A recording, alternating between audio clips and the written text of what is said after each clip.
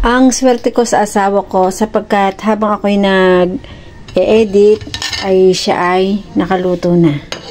Tatawagan lang niya ako kapag kakain na. Diba? Kaya kapag may asawa kang mapait at na-support sa ginagawa mo, ay talaga namang nakakataba ng puso. Hindi ko lang alam kung anong niluto niya. Basta sabi niya, kumain ka na. So, kuha lang tayo ng sandak dito. Try natin kung ano ang kanyang niluto. Ayan. Isa pala siyang ito, gulay. Isda. Kasi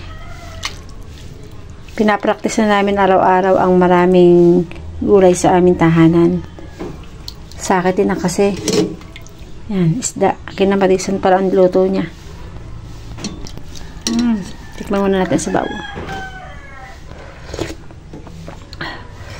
Harap.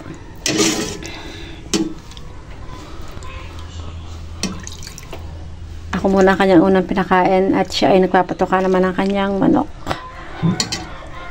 Ayan, ating pangulam ngayon. Salamat sa aking mabait na asawa. Ang dami yata ng kanin ko. Napadami yata ang aking kain.